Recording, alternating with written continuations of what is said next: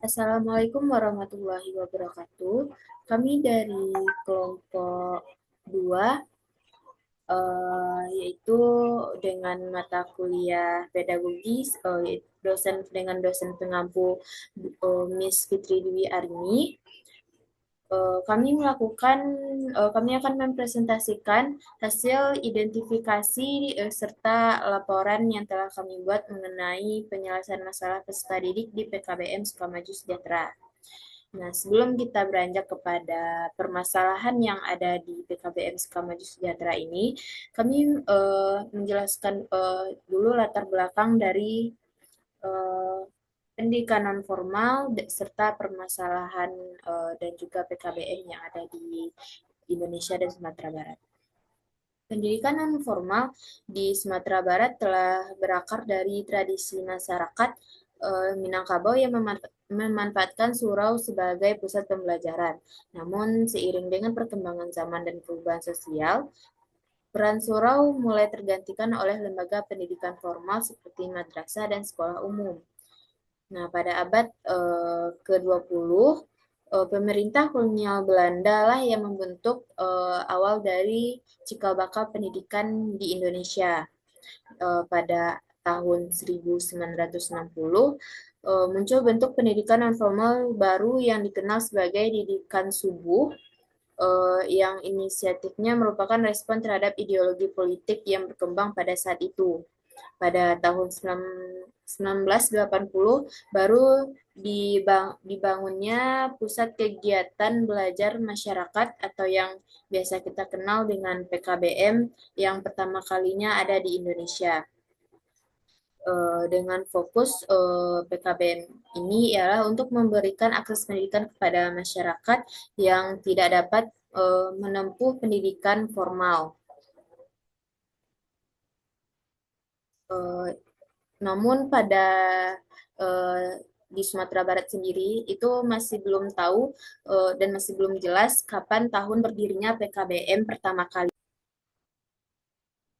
Sebagaimana yang telah saya jelaskan sebelumnya bahwa PKBM merupakan tempat pendidikan bagi anak-anak yang belum dapat menempuh pendidikan formal atau pendidikan sekolah pada umumnya. Nah, PKBM di Sumatera Barat yaitu terus pada pendidikan non formal ini menghadapi berbagai tantangan yang signifikan. Nah, salah satu PKBM yang mengalami tantangan signifikan ini adalah PKBM Sukamaju Sejahtera yang beramat di Jalan Setuju Padang nomor 51 Jati Baru Kota Padang dan juga ia juga mempunyai cabang pada Jalan Purus di dekat jembatan Purus yang ada di dekat Taplau. Permasalahan yang sering muncul di PKBM ini setelah kami melakukan hasil observasi dan juga wawancara terhadap pengelola sekaligus pendidik yang ada di PKBM yaitu dengan Bapak Yudi, bahwa di sana terdapat permasalahan terhadap motivasi belajar peserta didik yang menyebabkan peserta didik menjadi uh, malas malas dalam belajar sehingga mempengaruhi teman-teman yang lainnya bahkan kesulitan pendidik dalam mengelola kelas. Nah, tujuan dari laporan yang kami buat ialah untuk mengidentifikasi permasalahan tersebut, menyimpulkan faktor penyebab masalah tersebut dan juga mencarikan solusi efektif untuk permasalahan yang terjadi pada PKBM Sukamaju Sejahtera. Nah, untuk penjabaran detailnya akan dijelaskan oleh rekan saya yaitu Suci Aulia dan Ananta Rinaldi, dan untuk penjelasan pertama yang akan dijelaskan oleh Suci Aulia, kepada Suci Aulia dipersilakan.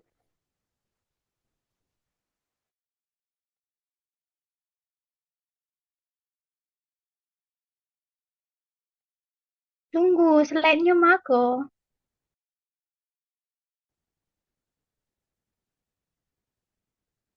Baik, terima kasih kepada moderator. Di sini saya akan menjelaskan Metode identifikasi dan analisis.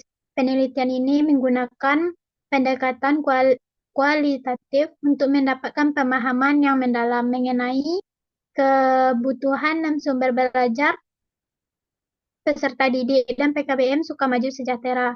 Mereka mengumpulkan pengumpulan data yang digunakan meliputi observasi langsung, wawancara, dan dokumentasi. Kelompok melakukan wawancara dengan pengelola dan sekaligus pendidik, beserta dokumentasi terkait wawancara dengan pengelola PKBM tersebut. Observasi dilakukan untuk melihat langsung dinamika pembelajaran dan interaksi antara pendidik dan peserta didik. Wawancara digunakan untuk mengenali informasi lebih dalam mengenai masalah yang dihadapi oleh pendidik.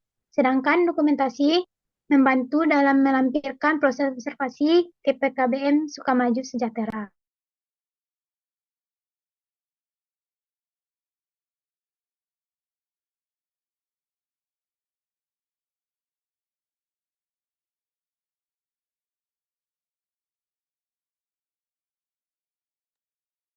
Lanjut, permasalahan utama dalam pembelajaran. Permasalahan utama yang dihadapi di PKBM Sukamaju Sejahtera adalah kurangnya motivasi belajar peserta didiknya. Ada beberapa peserta didik yang jarang masuk kelas dan tidak diketahui penyebab pastinya. Ada juga peserta didik yang datang seenaknya seperti saat pembelajaran sudah mau berakhir. Peserta didik tersebut baru masuk kelas, mengganggu teman lainnya, ataupun ada peserta didik yang sulit diatur di kelas, terlebih lagi dalam mengerjakan tugas kelompok. Karena kondisi inilah membuat terhambatnya proses pembelajaran yang optimal dan menjadi tantangan besar bagi pendidik dalam mengelola kelas.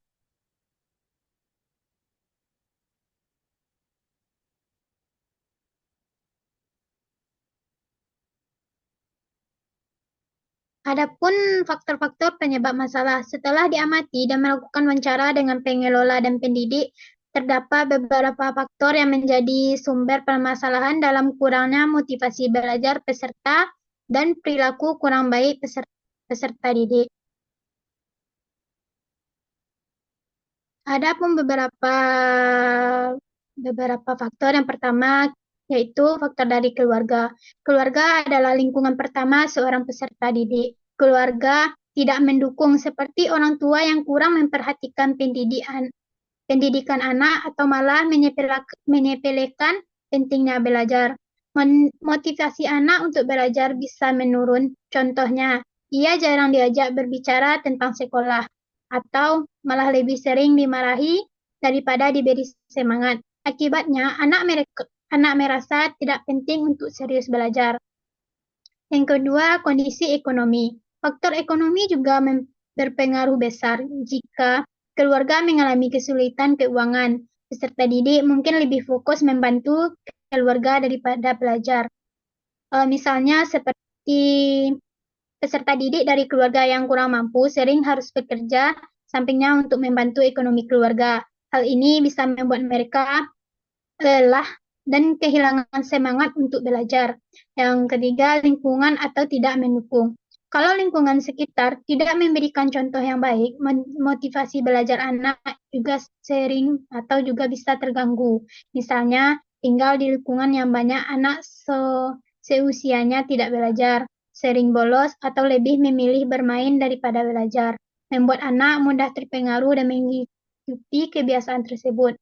Selanjutnya itu masalah pribadi. Masalah dalam pribadi peserta didik seperti rasa malas, kurang percaya diri, atau merasa pembelajaran tersebut sulit, juga sering menjadi penyebab.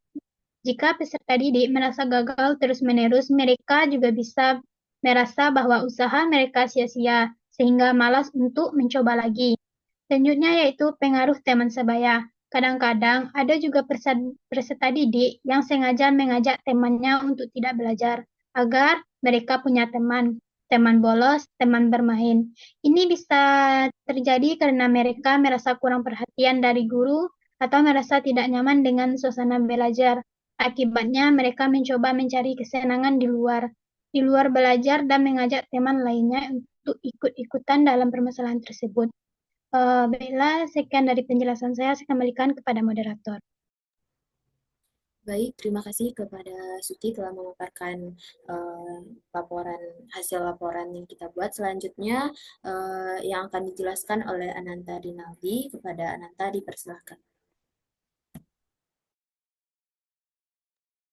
Baik, terima kasih kepada moderator. Di sini saya akan menjelaskan strategi penyelesaian masalah. Sabar lu, Pit. Kok ini? Baik, terima kasih kepada moderator. Di sini saya akan menjelaskan strategi penyelesaian masalah. Mungkin setelah melakukan observasi dan wawancara dan pada pengelolaan dan pendidik di PKBM Sukamaju Sejahtera dan juga meninjau dari faktor penyebab permasalahan peserta didik, kelompok memberikan beberapa strategi solusi yang dapat digunakan dalam penanganan permasalahan terhadap kurangnya motivasi belajar peserta didik di PKBM Sukamaju Sejahtera. Antara lain mungkin satu ada melibatkan orang tua dalam penyelesaian masalah. PKBM dapat mengadakan pertemuan rutin dengan orang tua peserta didik seperti pertemuan bulanan atau seminar parenting. Dalam kegiatan ini orang tua diberi pemahaman tentang parenting, mendukung pendidikan anak mereka. PKBM juga dapat memberikan panduan praktis seperti cara memberikan motivasi verbal yang positif, meluangkan waktu untuk membantu anak belajar di rumah, menciptakan suasana rumah yang mendukung belajar. Yang kedua mungkin ada penyediaan bantuan ekonomi. PKBM dapat bekerja sama dengan lembaga pemerintah swasta atau komunitas sosial untuk menyediakan bantuan berupa beasiswa untuk peserta didik yang kurang mampu. Penyediaan alat belajar seperti buku, alat tulis, dan perangkat digital. Yang ketiga, mungkin ada fasilitas yang belajar memadai seperti kurangnya belajar nyaman ataupun perpustakaan mini. Ketiga, mungkin menciptakan lingkungan belajar yang menyenangkan. PKBM bisa menggunakan metode pembelajaran aktif seperti diskusi kelompok, simulasi, permainan edukatif, atau proyek kolaboratif. Tutor PKBM juga harus menciptakan suasana kelas yang ramah dan inklusif di mana peserta didik merasa nyaman bertanya atau berbagi pendapat. Yang keempat, mungkin ada pendekatan individu terhadap peserta didik yang bermasalah. Pendidik atau pengelola menyediakan konselor di PKBM untuk melakukan identifikasi terhadap peserta didik yang bermasalah. Sesi konseling individu dilakukan untuk mengetahui agar permasalahan yang menghambat motivasi belajar, baik itu masalah keluarga, lingkungan, atau lainnya. Memberikan bimbingan secara personal seperti menetapkan target belajar yang realistis dan memberikan penghargaan atau pencapaian kecil. Yang terakhir mungkin ada pengelolaan pengaruh teman sebaya. PKBM membentuk kelompok belajar kecil yang dipimpin oleh peserta didik yang memiliki pengaruh positif. Kegiatan kolaboratif seperti lomba atau proyek kelompok dirancang untuk membangun semangat kebersamaan sekaligus menambahkan nilai pentingnya belajar. Peserta didik yang sering memprovokasi teman untuk tidak belajar diberi pendekatan khusus agar tidak lagi memengaruhi lingkungan belajar yang secara negatif. Mungkin di sini ada analisis dampak strategi penyelesaiannya. Dampak dari strategi yang diterapkan kelompok berharap dapat meningkatkan motivasi belajar peserta didik dalam mengikuti pembelajaran. Selain itu, hubungan yang lebih baik antara pendidik dan peserta didik dapat menciptakan suasana kelas yang lebih kondusif. Mungkin dengan dukungan dari keluarga dan masyarakat diharapkan peserta didik dapat lebih fokus pada pendidikan dan mengurangi masalah yang disebabkan oleh kondisi sosial ekonomi mereka. Dampak jangka panjang adalah peningkatan kualitas pendidik non-formal di PKBM Sukamaju Sejahtera serta kontribusinya terhadap pembentukan motivasi belajar peserta didik yang lebih baik. Mungkin di sini ada strategi-strategi yang kelompok diberi kelompok berikan untuk mengatasi masalah kurangnya motivasi belajar peserta didik di PKBM Sukamaju Sejahtera memiliki potensi yang dampak sangat positif jika diterapkan secara konsisten dan terintegrasi. Satu, mungkin melibatkan orang tua dalam proses pendidikan. Dampak positifnya ialah dapat meningkatkan kesadaran orang tua akan pentingnya pendidikan anak. Yang kedua, meningkatkan keterlibatan orang tua dalam proses belajar anak di rumah. Yang ketiga, membangun hubungan yang lebih baik antara sekolah, orang tua, dan peserta didik. Yang keempat, mungkin ada menciptakan lingkungan belajar yang kondusif di rumah. Dampak negatifnya jika tidak dilaksanakan dengan baik, satu ya beban tambahan bagi orang tua yang memiliki keterbatasan waktu atau kemampuan. Yang kedua, kurangnya partisipasi orang tua jika materi yang disampaikan terlalu kompleks atau tidak relevan. Yang kedua, mungkin ada penyediaan bantuan ekonomi. Dampak positifnya ialah mengurangi hambatan ekonomi yang menghambat proses belajar. Yang kedua, meningkatkan akses peserta didik terhadap sumber belajar yang memadai. Yang ketiga, mungkin ada menciptakan lingkungan belajar yang lebih nyaman dan kondusif. Dampak negatifnya ialah ketergantungan peserta didik pada bantuan eksternal. Yang kedua, kurangnya rasa tanggung jawab peserta didik terhadap pembelajarannya sendiri. Ketiga, mungkin di sini ada menciptakan lingkungan belajar yang menyenangkan. Dampak positifnya ialah meningkatkan minat dan motivasi belajar peserta didik. Yang kedua, membantu peserta didik memahami materi pembelajaran yang lebih baik. Yang ketiga, membangun hubungan yang positif antara peserta didik dan pendidik. Dampak negatifnya ialah terlalu banyak kegiatan yang bersifat menyenangkan dapat mengurangi fokus pada materi pelajaran. Yang kedua, mungkin metode pembelajaran tidak sesuai dapat membantu peserta didik bosan. Yang keempat, mungkin ada pendekatan individu kepada peserta didik yang bermasalah. Dampak positifnya ialah mengidentifikasi akar masalah yang dihadapi peserta didik. Yang kedua, mungkin memberikan solusi yang tepat untuk mengatasi masalah tersebut. Yang ketiga, meningkatkan kepercayaan diri peserta didik. Mungkin di sini dampak negatifnya ialah membutuhkan sumber daya manusia yang cukup atau konselor. Kedua, proses konseling yang panjang dan membutuhkan kesabaran. Mungkin yang terakhir ada pengelolaan pengaruh teman sebaya. Dampak positifnya ialah membentuk lingkungan belajar yang positif dan mendukung. Yang kedua, mengurangi pengaruh negatif dari teman sebaya. Yang ketiga, meningkatkan kerjasama dan kolaborasi antar peserta didik. Dampak negatifnya ialah sulit untuk mengubah perilaku teman sebaya yang sudah terlanjur negatif. Yang kedua, membutuhkan pengawasan dan ketat dari pendidik.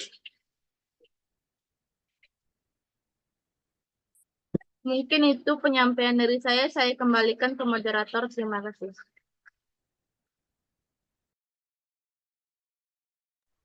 Baik, terima kasih kepada Ananta Rinaldi telah memaparkan hasil dari laporan yang telah kelompok buat. Nah, kesimpulan dari laporan yang telah kelompok buat ialah itu pengaruh lingkungan menjadi faktor utama dalam pembentukan motivasi belajar peserta didik. Motivasi belajar sangatlah penting dalam jalannya proses pembelajaran yang optimal. Hal ini bisa dilakukan oleh pemberian motivasi serta dukungan dari orang-orang sekitar. Nah, dalam masalah yang dipengaruhi oleh berbagai faktor seperti lingkungan, keluarga, ekonomi, kondisi sosial, hingga pengaruh teman sebaya.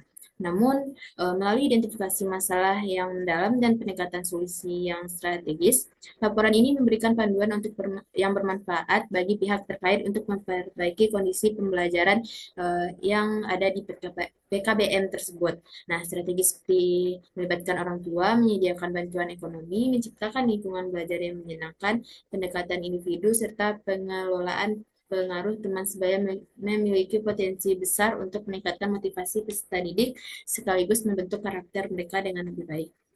Sekian dari presentasi kelompok tentang mengidentifikasi permasalahan yang ada di PKBM Sukamaju Sejahtera. Jika ada perkataan maupun perbuatan yang kelompok lakukan, saya mewakili minta maaf sebesar-besarnya. Mungkin sekian presentasi hari dari kelompok. Saya sudahi dengan wabillahi taufiq wal hidayah. Assalamualaikum warahmatullahi wabarakatuh. Waalaikumsalam.